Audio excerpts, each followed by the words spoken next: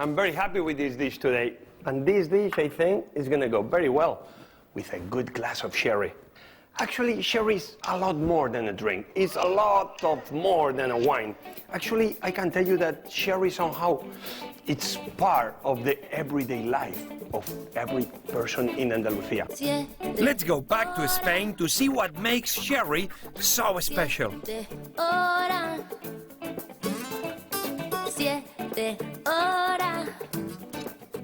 Sherry comes only from Palomino grapes grown in the province of Cádiz. Here I'm surrounded by 40-year-old vines. Right now we are in the middle of spring, so we can see already the young grapes showing up all around the vines. These grapes are Palomino grapes, the very distinctive grape in the sherry making. Even they also use another two, Pedro Jiménez and Moscatel, but we'll talk about those two in another moment. What's really distinctive about sherry is what happens inside the barrels.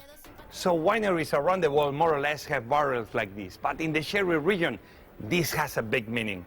Let me tell you, this is called the Solera system. And that exactly is that the new sherry comes into the top barrels. And then they keep passing the sherry to the next layer, and to the next one, and to the next one. Then the sherry is put into the bottles. You know what's been happening? That somehow the sherry we are drinking is more or less more than 100 years old. Somehow has an historical memory. And what I'm going to show you right now is probably what makes sherry the most unique wine in the world. Take a look at this. Right here on the top is natural yeast. Well, the yeast, what it does is protecting the sherry, protecting the wine from the oxygen. You're a fast learner, Jose. Thank you very much. So, what you are pouring here is? Manzanilla. Manzanilla from Sanlúcar de Barrameda. Only from Sanlúcar. Then you have el fino here, fino, which is from Jerez de la Frontera or el Puerto de Santa María. But then we go to a sherry that all of a sudden is a lot darker. This one is made from the Moscatel, which is the Musca grape. And this one is from Pedro Jiménez, which is a Spanish variety. And those are wines that usually are only drunk for dessert or with a good foie gras. And those ones are more for an aperitif, or even myself, that I love to eat it with a good paella, a good fish, a good gazpacho, and forget about the aperitif. They're wine that is great with everything. You know what? I had a lot of fino and manzanilla. I'm ready for some sweet here. Let's go. Pedro Jiménez for me and Moscatel for you. Thank you.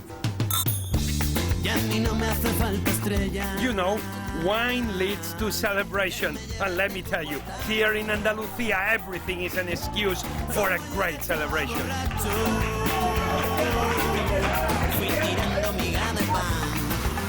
We are right now in Casa Balbino, in Sanlúcar de Barrameda, the town of good manzanilla, this unique sherry that goes so well with every one of these tapas. And when you are in Andalusia, every good bar is going to always have a good bowl of gazpacho. Really good.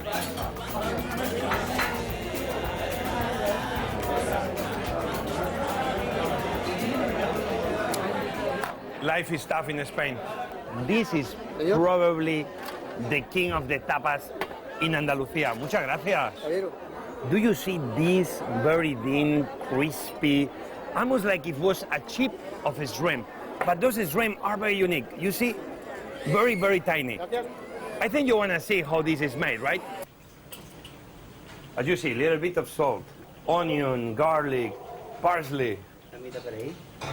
And this flour is very unique because it's the same flour we use for deep frying the fishes. This one is, let's say, not very refined, and that's why it's so unique to make the tortillita de camarones.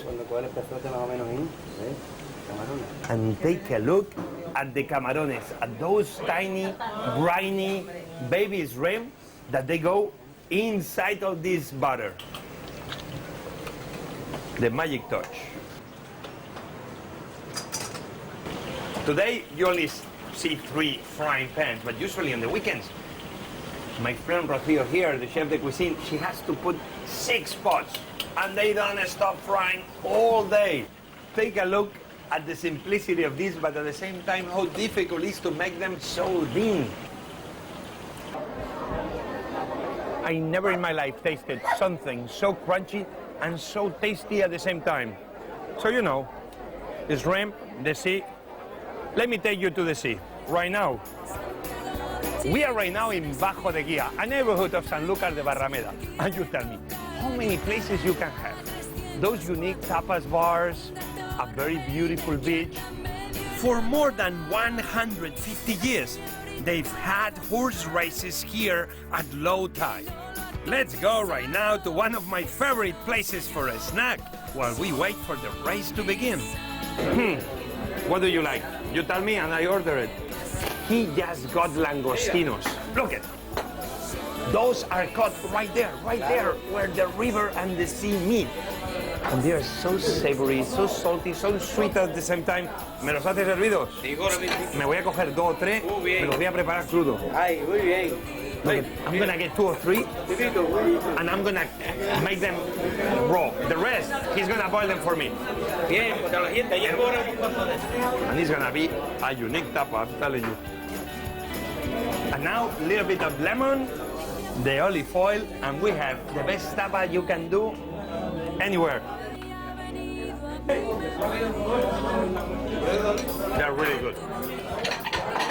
And the same langostinos, but this time boiled with the seawater. 30 seconds in the hot water.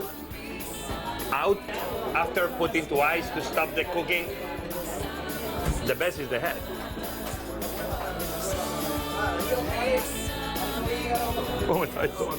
And you know, from here I can see already the first race.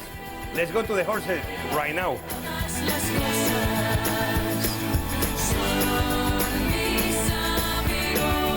Well, I think you and I, we had a great day in Andalusia.